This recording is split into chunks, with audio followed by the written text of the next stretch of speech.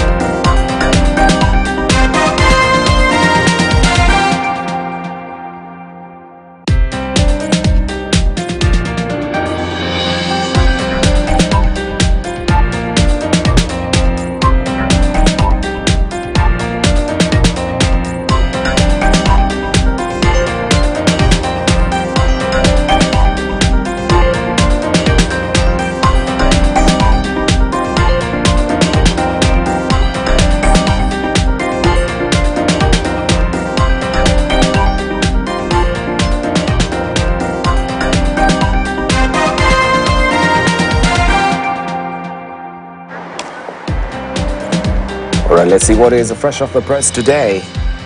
Cabinet of blunders is what is headlining the front page of the Standard today. All about accountability. Cabinet secretaries and President William Ruto's administration are under fire from the opposition, parliament and citizens over the manner in which they have handled their dockets in the last 18 months. From giving excuses to making gaffes, their performance appears wanting. And you have the story on page 2 of the Standard today. From Susan Nahumesha, we have Kipchumba Murkomen, roads and transport. Medical Inturi on agriculture. We have Ezekiel Machogu on education. Moses Kuria, public service. And you continue to have all that laid out for you on page 2 of the Standard. Looking at the teaser, jinxed candidates. KCP class of 2022 faces setback again. Remember what happened in 2020, not 2022, but 2020. That was the situation when we had COVID-19. And right now also the floods are here. And it seems their learning is as it is right now. It has been disrupted. We might be having a longer term when they go back to school. And that story is well fleshed out for you on page 3 of the Standard today. Why Nairobi City fails to attract green finance is another story that you want to follow on the big business pages of the Standard today. Exactly page 19 is where it is tucked away in today's publication. Relay teams, Paris, Olympic dream defied. You have a story on page 30 of the Standard today. And also tunnel of death, top officials knew looming death but did nothing. Known for its serene hot springs, caves, wildlife and lush landscapes, Mai Mahiu attracts tourists year-round. However, beneath this picturesque facade lie a chilling tale of neglect and tragedy. The story continues on page 4. And also you have your health and science bullet magazine coming in handy for you today. Get all the wiser as far as contraception is concerned. Why choose permanent contraception? Read all the story that is inside the health and science bullet magazine inside today's publication. We have a Daily Nation. States plan to recover lost school days. Calendar changes. The government will extend second term and third term due to the indefinite postponement of the reopening of schools because of the ongoing floods that have caused massive destruction and left more than 200 people dead. National examinations, which are scheduled to start in November, will however not be affected by the reorganization of the school calendar. Education Cabinet Secretary Ezekiel Machogu said this yesterday. You have a story on page 2 of the Daily Nation. President Ruto on Friday postponed today's reopening indefinitely. That is what the flag is reading here. And you can read all the gritty details on page 4. States also is seeking MPs not to spend 10.6 billion shillings on flood crisis. The government wants the National Assembly to approve 10.6 billion shillings to cater for the emergency response to floods and the humanitarian crisis caused by heavy rains countrywide. The details of the allocation are contained in the supplementary budgets 2 for the 2023-2024 financial year, that is before the National Assembly's post facto approval. You can follow the story on page 2 and 3 of the Daily Nation. Today, 228 number of people who have died due to flooding in several parts of the country.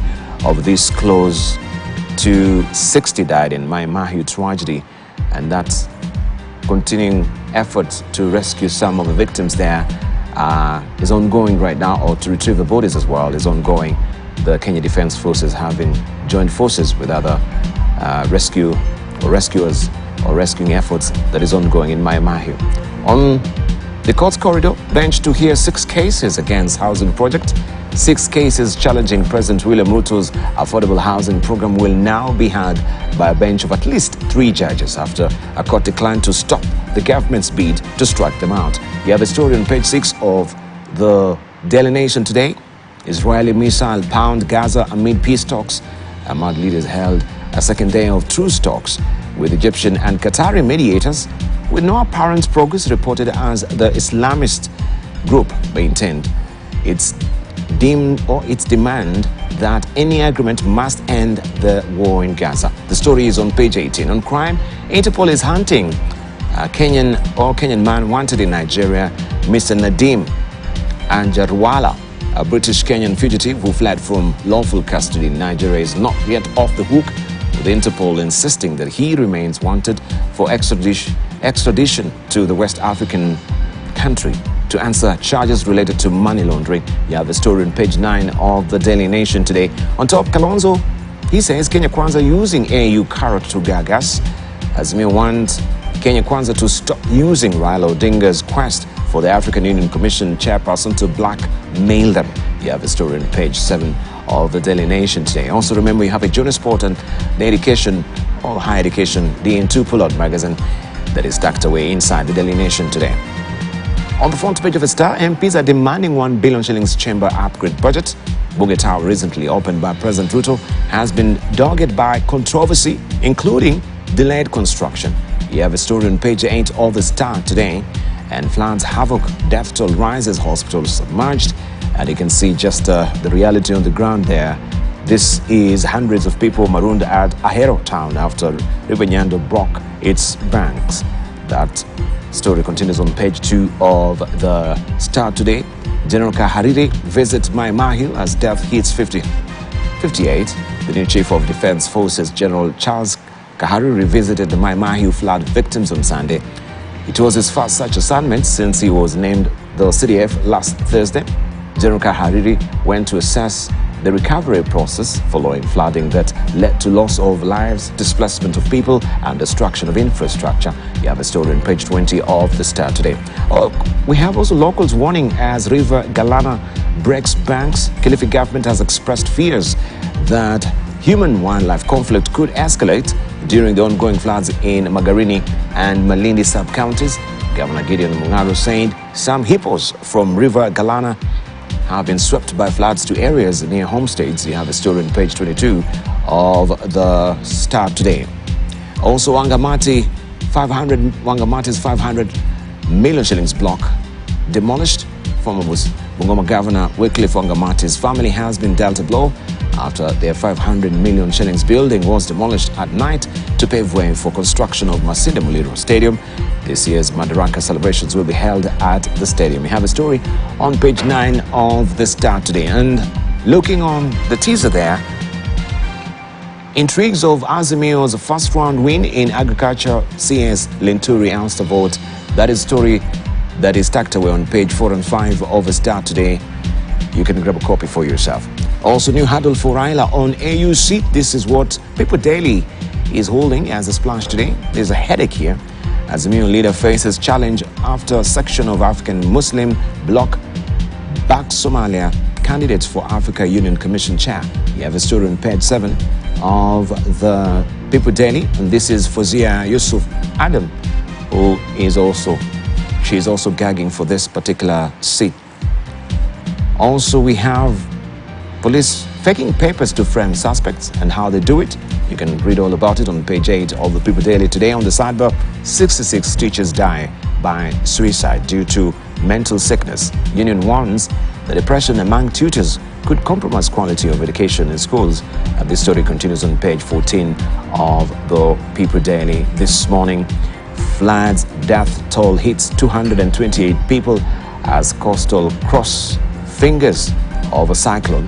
That is Hidayam, and you can follow the story on page 4, 5, and 6 of the People Daily today. Taifa leo, Raila wa mapambano amerudi.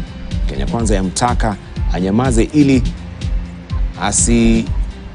asaidiwe AUC, lakini Kalonzo amtaka Odinga aikosoe serikali kila inapokosea. You have a story tucked away on page 2 of Taifa leo this morning.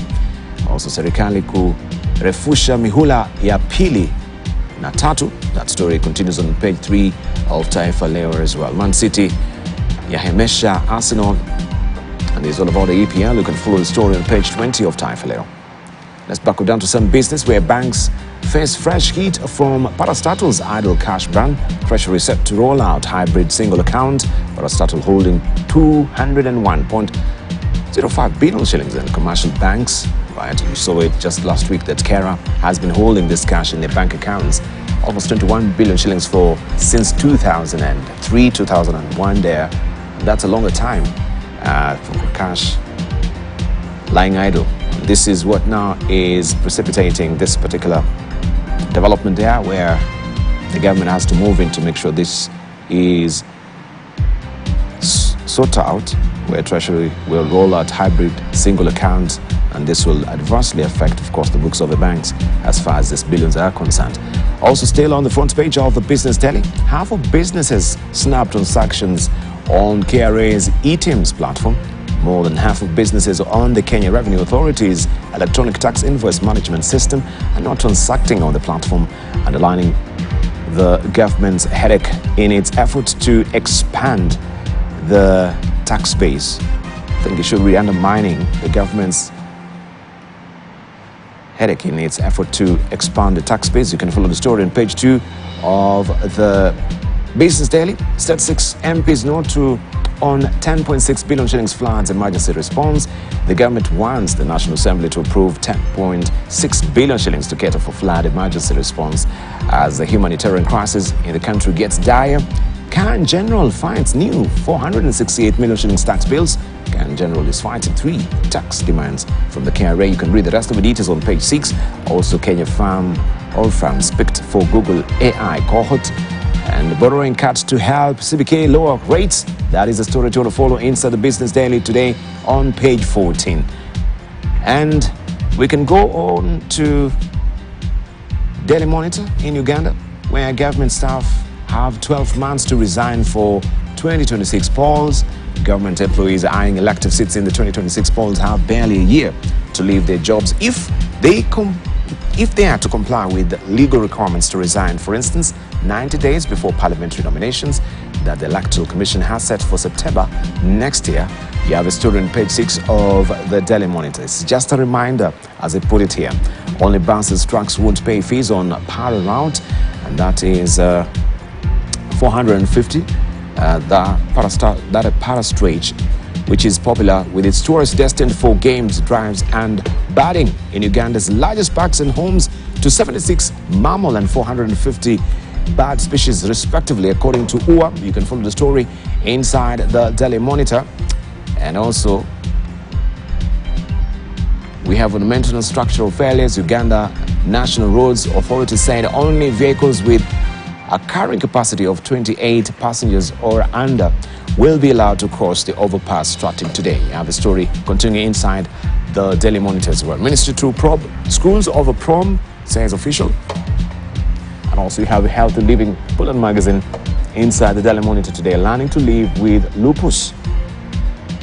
This is how it looks. Let's cross over to Tanzania, where Tanzania's rising economic powerhouses charge ahead, with Dar es Salaam having continuously retained its status as Tanzania's biggest and most important economic hub. Attention is increasingly turning to regions that have posted impressive growth in recent years, 34%.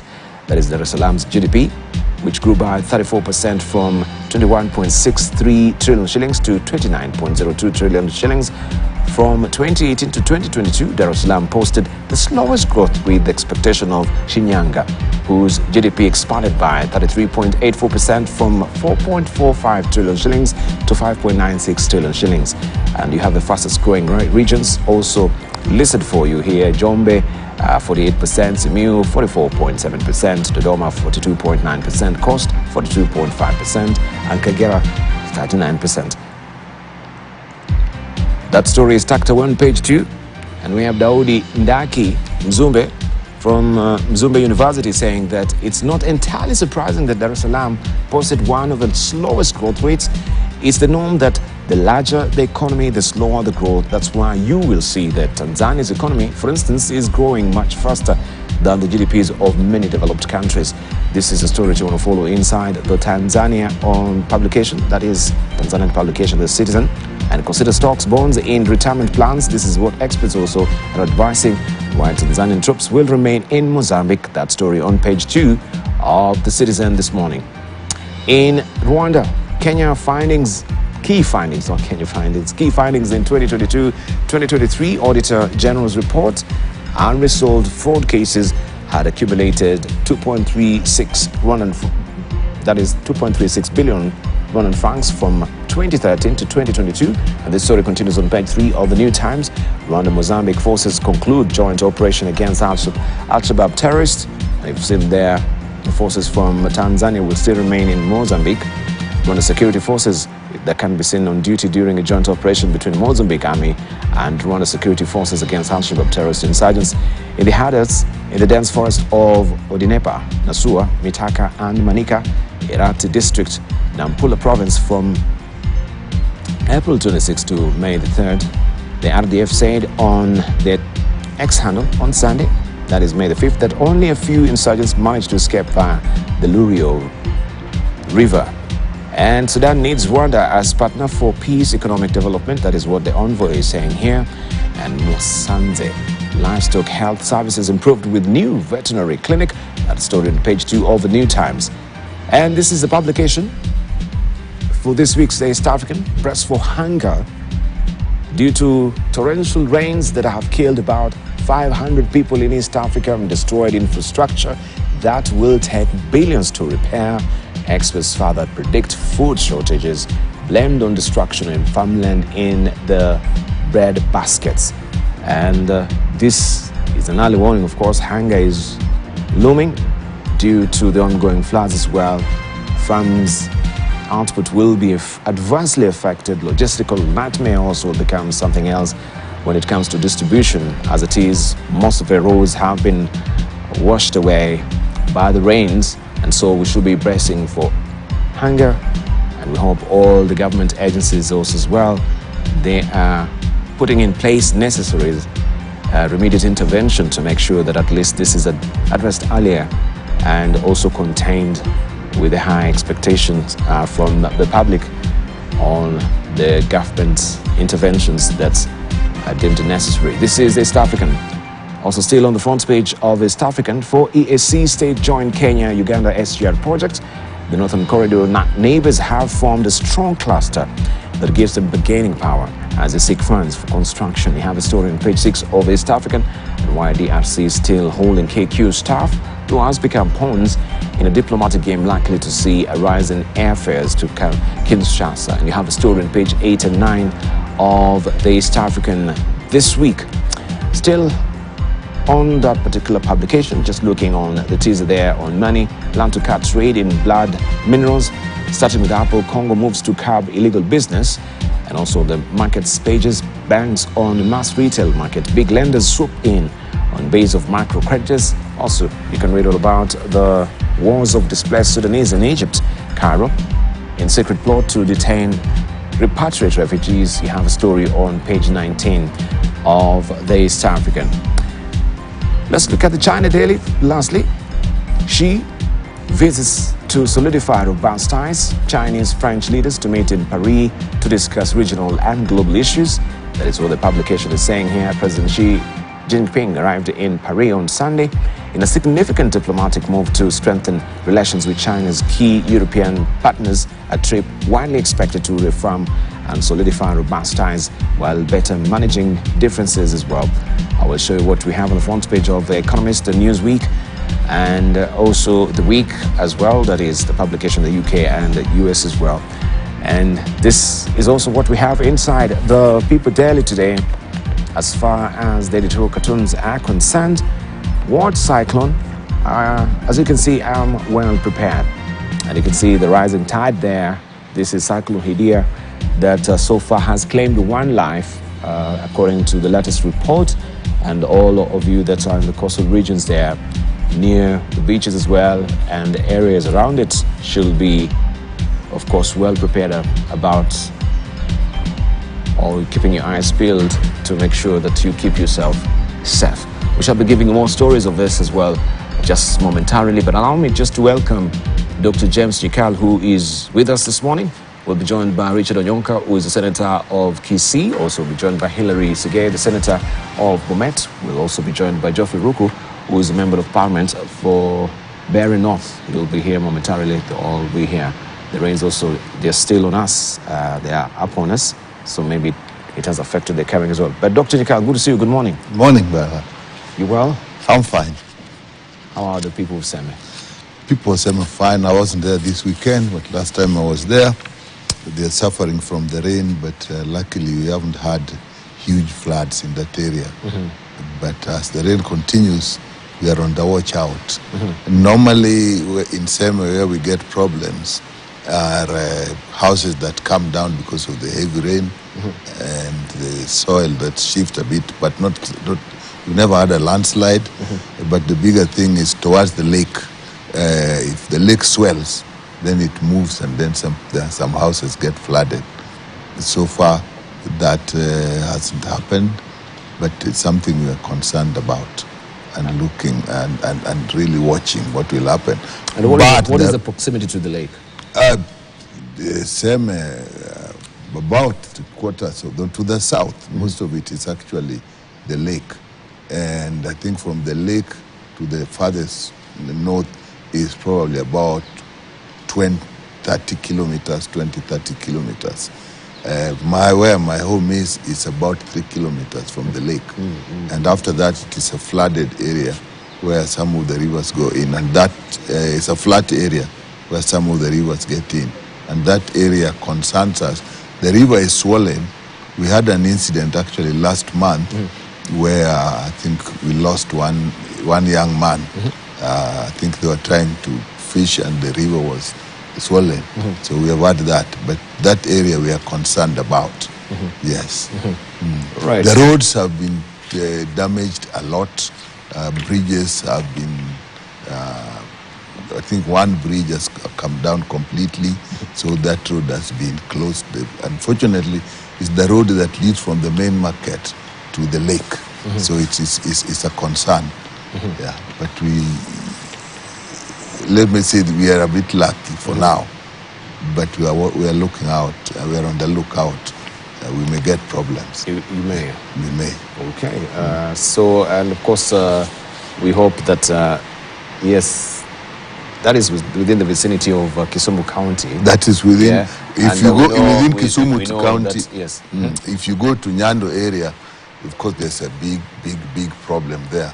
Many homes, again towards the lake, have been submerged. I think you saw on the newspapers. Yeah. They're on the TV yesterday. That on Ngeche area, people have actually been moved out. People are marooned. They were being helped out. But that is something that has gone on the lower parts of Nyando. And that is why there has been this cry of Kurusoin Dam, which needs to be put up Nyando, the upper part of Nyando. It's a huge dam. People have started talking about this project as far back as just before independence. It is believed that if that dam is put, it will control the flow of Nyando, and we will avoid the floods that we see on the lower part. It's something even now the citizens talk about. So on that part of Kisumu and the lower parts of Nyakach, there are problems. Yeah. So, so parts of Kisumu are affected. Seme is affected, but not to the same level. All right. Yes. All right.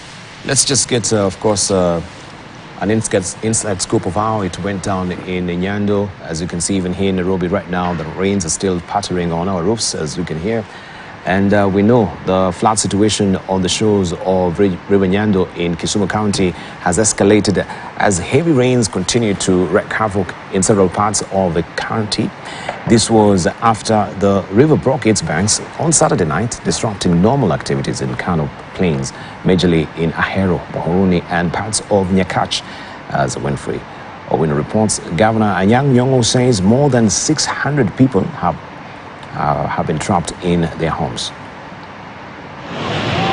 For the better part of Sunday morning, motorists were stranded after River Nyando burst its banks and overflowed Ahero Bridge.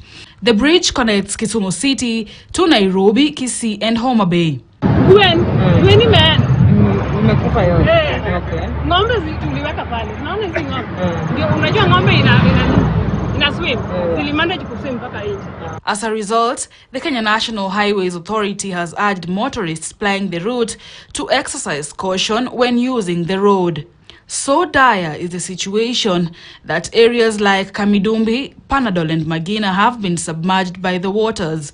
Ahero Town, Ahero Sub-County Hospital and learning institutions such as Ahero Girls, Lela Girls, Oseth Primary School, St. Anne's Primary School, among others, were also inaccessible. Essential hubs like Ahero Market have not been spared, as most businesses have also been submerged underwater. Local traders decry losses incurred after their stock and livelihood were swept away by the waters. Everything inside is full of water.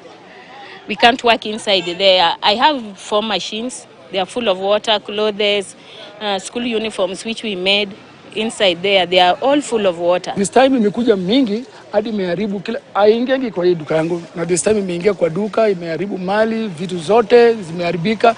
Hadi unaona zingine nimeweka hapo nje, zingine nimeweka huko, zingine nishapeleka nyumbani. On Sunday morning, Kisumu County Governor Anyang' Nyong'o said the flooding worsened after River Nyando broke its banks. He attributed this to increasing backflow from Lake Victoria. Mimi watoto wangu walienda, vitu zangu zimeenda zote. Hata pikipiki yangu, mimi ni mtu wa pikipiki yangu imeenda na maji. Naomba usaidizi. Hakuna mali naweza pata usaidizi. Serikali nisaidie. Tumejazwa na maji, kila kitu imeenda, viatu, manguo, tukuna shida, hata chakula hakuna. Watoto wako na njaa, tumekaa hapa kwa dio, hakuna usaidizi, hata Red Cross ndio chakula. Tukuna shida ya kutosha. Nyong'o says more than 600 people have been trapped in their homes, business premises, health facilities and on the roads. The county government has called on the national government to help evacuate trapped Kenyans in areas such as Kabonyo, Kanyagwal, Ombaka and Sangorota, which became seriously affected after roads became impassable. The affected area is part of the Kano Plains, where floods have been a major concern during heavy rainy seasons for decades. The area is geographically flat and home to River Nyando, which flows from Nandi Hills in Rift Valley and drains its water into Lake Victoria. Winfrey Owino, KTN News. Thank you, Winfrey. Now, as the heavy rains continue nationwide, an assessment of all dams have been conducted and 192 dams identified to be of high risk. The government is now evacuating all persons residing within the 30-meter riparian corridor of rivers and other water courses across the country. Our reporter Vera Bora visited some of these areas and prepared this report. At Kambimoto village near Nairobi Dam, we catch up with tenants that are in a hurry to pack their belongings and leave within the 24 hours notice issued to them by the government. But others still hope that the government will give them more time to relocate. Nasikianga serikali ikiongelelea kuhusu mwananchi wa chini kabisa. Si ndio wale wananchi wa chini. Hatuna kazi, hatuna mali tunaweza enda. Si ni wanamboga, lakini nashangaza mnatutoa hapa. Pali tunaenda kuanza maisha tena. Tangu mvua ianze kunyesha, hakuna mwenye amekufa, hakuna mwenye amelilia juu ya mvua, hakuna mtoto mwingine mwenye amekonjeka juu ya mvua. Hakuna maji imeingia kwa nyumba yoyote hapa. Sasa tujui mbona tunatolewa. Sasa serikali wangetupatia muda wa kutafuta nyumba. Na hizo zilikuwa ni jana, leo na kesho nyumba zinabomolewa. A 24-hour evacuation notice effective May 2nd, 2024 was issued by the government to settlements in 33 counties within the 192 of the high-risk dams and Nairobi reservoirs. Central having 60 dams, Eastern 39, Rift Valley 29, Coast 22, the Western 21, Nairobi 12, Northeastern 5 and Nyanza having 4. According to the government, it is facilitating logistical support, temporary shelters, and essential supplies to those affected. However, Kwanduma village near high-rise estate families have been left in the open air. Church attendants were forced to cancel their services. Tuliambiwa na chief tuwekewe hapa tent. Kufikia hadi saa hii hatujaona tent, wamekuwa wakali, wataki tuongeleshane. So mimi nashindwa, serikali yangu Kenya ni hii, serikali ya Kenya ni yangu. Kama inaweza kukataa kusikia malilio yangu, hii malilio yangu inaweza sikizwa nchi gani? Hata sikuwa naongeanga hivi, ni ugonjwa ile nifanya. Bado naendelea kumeza dawa. Dawa zangu zote zimeharibiwa huko. Other areas that will face the mandatory evacuation along rivers in Nairobi County include Mathare and Ngong, with all persons residing within the 30 meters riparian corridors of rivers and other water courses across the country ordered to vacate immediately for their safety. According to the latest government report, 222 people have lost their lives.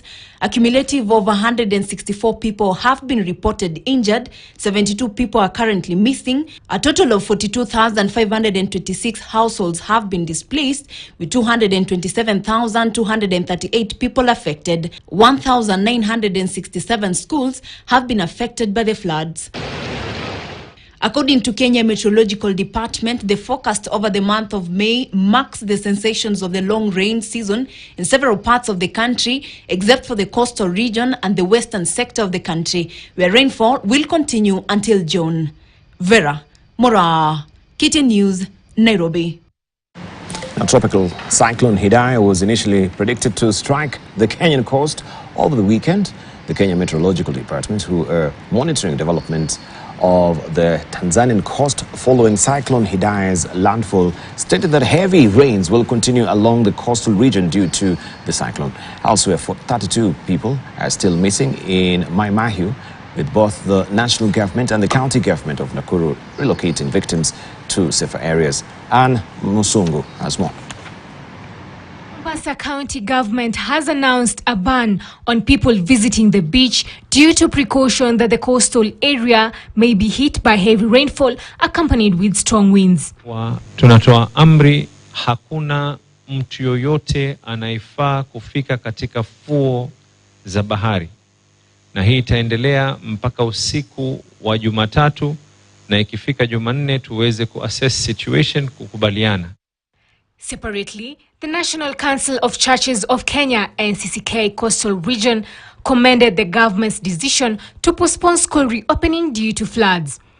NCCK chairperson Bishop Mweru urged a comprehensive assessment of schools' condition before resuming learning to ensure children's safety. Tunaona kwamba hilo ni jambo ambalo japo wazazi watakuwa wamekaa hawajui watoto wao wanaenda shuleni lini, lakini ni heri kuliko kusema shule zinafunguliwa Jumatatu na hali ya anga ndio hiyo. Governor Mungaro stating 10 schools have been submerged by floods after River Sabaki burst its banks and that one life was lost, warning residents against taking the disaster lightly. Elsewhere, the death toll from Mai Mahiu tragedy has risen to 58 after more bodies, including a minor, were recovered by KDF officers along flood pathway. As the search continues, 32 people remain missing. The national and Nakuru County governments are relocating victims from Ngea Secondary IDP camp to rented houses and children's home. So we have 58 confirmed dead.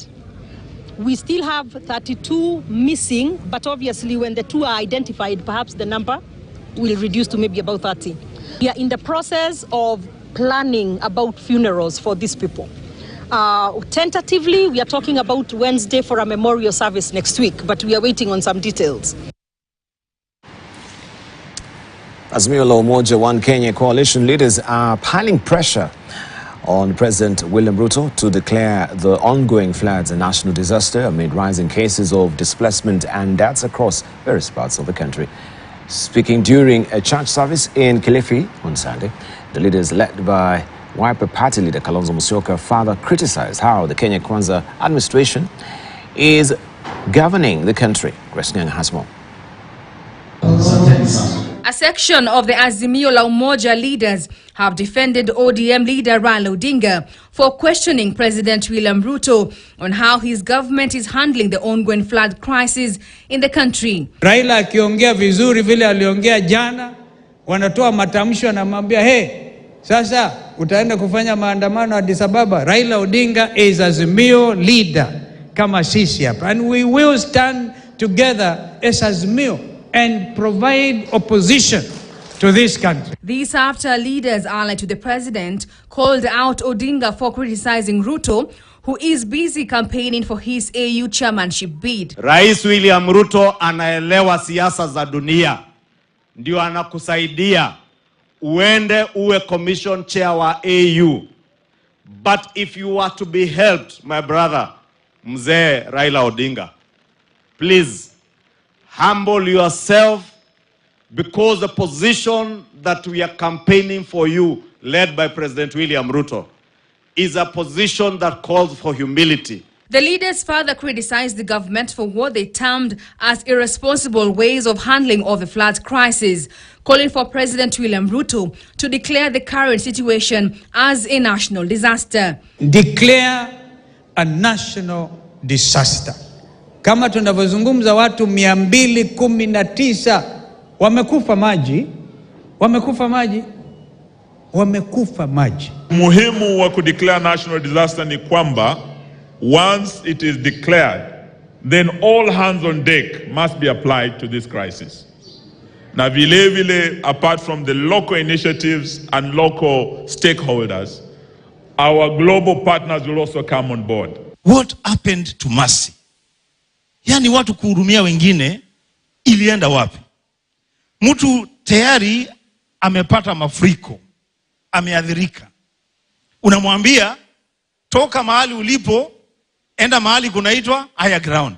Mimi nauliza higher ground ni gani? They also asked Kenyans to learn from the failures of the Kenya Kwanza government so that they vote wiser in other elections to come. When we have leaders who are not vessels of honor and they are leaders who are vessels of dishonor, they bring dishonor to our country. Unabomolea watu manyumba saa hii. Tuwaombee. Na tuwaombee na roho zenye ukakamavu. Grace Nganga, KTN News, Nairobi. NASS, through their union, have issued a week-long nationwide strike notice if their demands are not met within the given period. Kenya National Union of NASS is the latest union to issue a strike notice threatening to join their counterparts in the health sector who are already on industrial action. Key among their demands is the payment of the health insurance cover and permanent and pensionable contracts for nurses working under the universal healthcare coverage. Husna Mohammed has more. The nurses union issued a nationwide strike notice if the demands are not met. Nurses have been operating at the public hospitals as the doctors, clinical officers and medical laboratory officers are on strike. We are only giving the ministry and the SRC 1 more week to conclude by giving us a no objection response or letter. There is a deliberate move by the government to force all trade unions to go on the street in health sector in order to kill health sector in Kenya and hand it over to the public-private sector. Devastated nurses have complained about their colleagues working under universal health coverage that have been on contract for long. A letter dated 2nd April 2024 by PS Mary Mudhoni, writing to the Public Service Commission CEO. And in the letter, she states that it was no longer tenable to have the UHC staff continue serving at the present terms as it contravenes the employment laws. They say the government has misplaced priorities. The people only who are on contract in Kenya for 6 years are commissioners. If they want to keep our nurses and other UHC staff on 6-year contract, then they must pay them like commissioners. For the nurses to officially start the nationwide strike, they to be given such directives by the National Governing Council. The National Executive Council has decided to move to court on the issues of UHC. It will be filed tomorrow. And if the National Governing Council comes and says, withdraw the matter, let us go on strike. So the strike will be announced and will be ready. The union has pleaded with interns to accept and pick the posting letters issued by the Ministry of Health. We prove it to the court that it is going to be the government to be in contempt of the court order that is currently issued. Meanwhile, the nurses issued the notice. The doctors and clinical officers are continuing with their strikes, entering the 54th and 35th day respectively. Husna Mohammed, KTN News, Nairobi.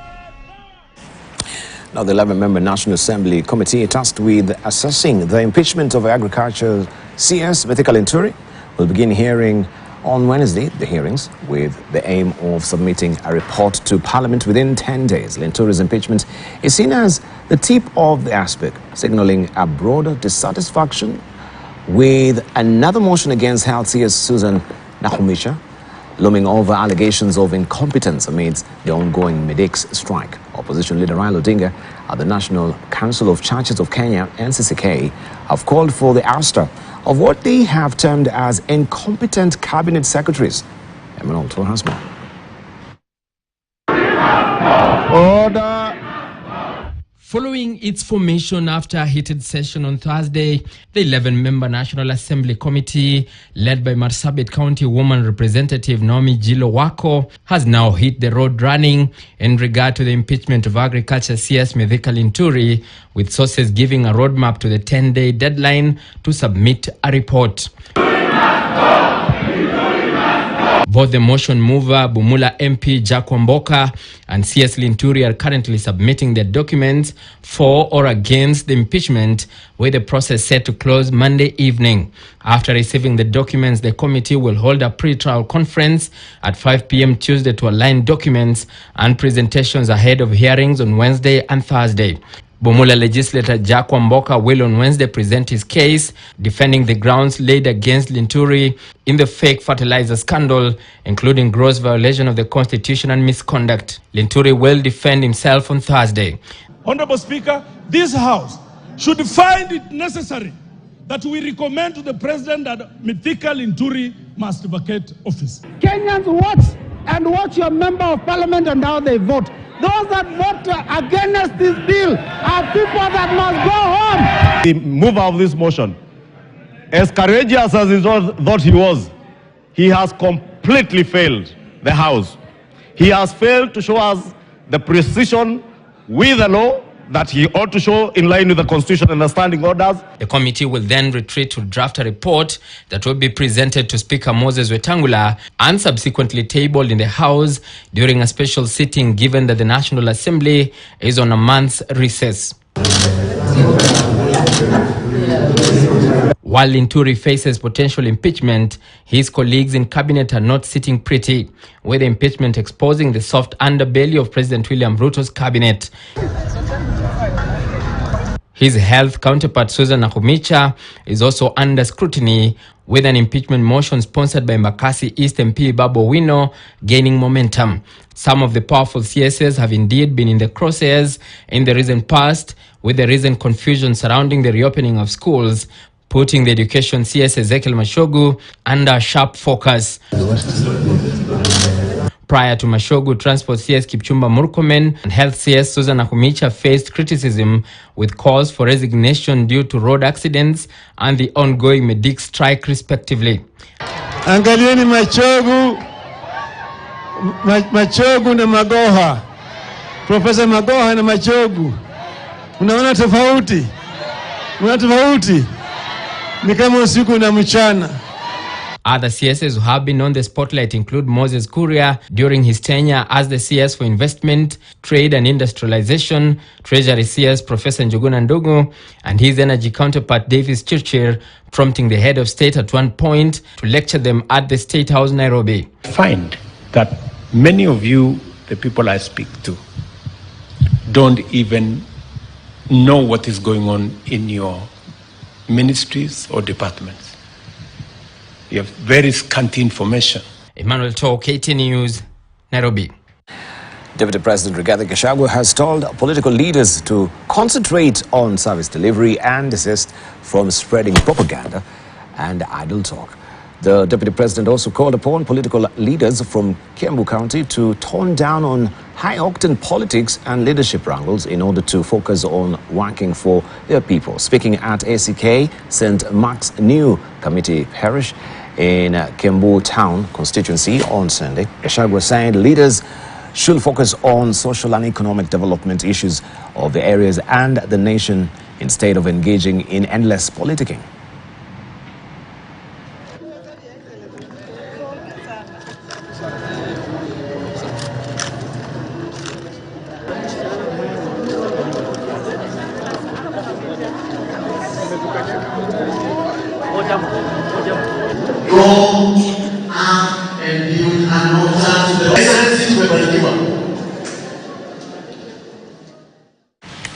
All right, Cabinet of Blunders, Cabinet Secretaries in President William Ruto's administration are under fire from the opposition, parliament and citizen over the manner in which they have handled their dockets in the last 8 months, from giving excuses to making gaffes. Their performance appears wanting. The story continues on page 2 of today's publication. And these are some of the faces that have come recently to the fore on the questionable performance. Also looking at the recent poll from TIFA, where we had agriculture CS scoring an E as far as cocoa is concerned. And this is what we want to just talk about, looking at last week's, of course, the impeachment motion. That was a heavy debate in Parliament, and I've just been told by our reporters that that will be a catnip issue this week as far as the National Assembly is concerned, especially on Wednesday, which way forward. And we continue with the conversation here with we have Dr. James Nyikal, who is a member of Parliament from Seme. Also we're joined by Geoffrey Ruku, member of Parliament, Berry North. We have a senator of Bomet. This is Hilary Sigay.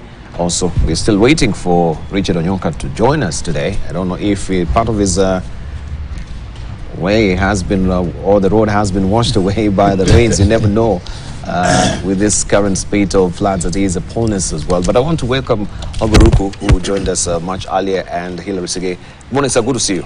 Good morning. Yes, sir. And you can tell us from your side, how are things? It's good to also just take stock of how things are happening in Berry North. Where you're coming from this morning as well, just with the current floods affecting us. Cyclone Hidai is here with us as well. I was in Berry North from Friday, Saturday, and Sunday. Those are 3 days, and true, there is serious rain happening in Berry North. Most of the roads across the constituency are in a very bad condition because of the rains, and very little you can be able to do at the moment when it is raining. Many people have lost their houses. Houses have come down because of rain. Schools, classrooms are coming down in most of the schools. So it's a huge loss to the constituency, but not only the constituency, it's the entire Republic. So I think it's a serious things. I mean, it's a serious crisis that is happening. Right, thank you. Just hold it. We hear from Hilary Sigay before we take a short break. Good morning, good to see you. Good to see you, Dibal. Thank you very much. And I came in slightly late. I had some mishap on the road. It's indeed true what you're saying. Oh, really? The roads are just not nice at all. The rains are heavy. Visibility is a challenge. And the normal occurrence where in Nairobi, when it rains a bit, we all lose our driving manners all over left, right, center. But nonetheless, thank God we're here. And it's not as good as we just saying. The rains have caused havoc all over. I was unfortunately not able to travel to Bomet over the weekend. But not because of the rain, though. I had my committee, Justice Legal Affairs in Mombasa. We had public participation on Friday and Saturday and yesterday. And it has been such a heavy week for us. As JLAC, we're doing very well. As now Kenyans back in Bomet, things are not pretty nice, as my colleague has said, because the rains have completely cut off a number of roads, sections of the roads. The rivers have burst. The river that is crossing within Bomet town has caused a lot of destruction. The villages of Kiswahili village that is just adjacent to Bomet town, Chibiri village that is my next town, people have already been displaced, something that has never happened before. In history, this is the first time that this is happening. It tells you the rains are completely out of expectations, and we want to urge Kenyans to be more careful and extra careful for that matter. People traveling to and from Bomet they are being warned against traveling, in fact, because of the Narok Mai Road. A number of it has been blocked over sections where the road has cracked, or mud has completely been washed across. So it is, I would say, one of those challenges that as a country, as a government, we are experiencing it. And I would say for the first time, especially for some of us who've never seen this before. This is something that is new. This is something that we need to tell our people to be completely careful. And the most unfortunate thing, Dibal, is what we see. I'm sure you have seen a number of clips on the social media where people being advised by administration against crossing over sections of the road, and they're just ignoring such warnings. The victim that was reported the other day in Bomet County, whom we lost, was out of failure to heed to instructions not to cross the section of the river that was already bursting with waters. And it's like, it's normal, what unatumia hapo acha niende. And it's so unfortunate. The other story of the guys who are using a lorry to cross over in Kombani area, it was the same thing, the first experience that we had. So let's be careful. Let's take responsibility of our own. Let's not wait for the provincial administration to direct us on what to do when it is about our lives, our future. And we, you know, there is a certain clip of a Maasai who said yesterday, I don't know whether you guys watched, that you know, it's water is not like fire. Fire kuna mzima moto. You can risk, but you can't risk on water. And it's true. When you listen to it and internalize, you realize it's true. Hakuna kuzima maji. Hakuna kuzima maji. When it comes, it goes with you. And so he was warning people that, look, you'd rather lock yourself up than to risk, because you don't know. Your place could be dry, but the rains have run all the way from the uphill. Like Narok, for instance, the town could be completely dry, but all of a sudden raging waters comes in, you become a victim. And so let's take extra precaution. Right. The number given by government. Can I take a short break? When we circle back, we continue with you, sir, if you don't mind. I think we should take that break, and then we circle back with Honorable Ruku on this as well. And we can see the East African is warning that we should be bracing for hunger.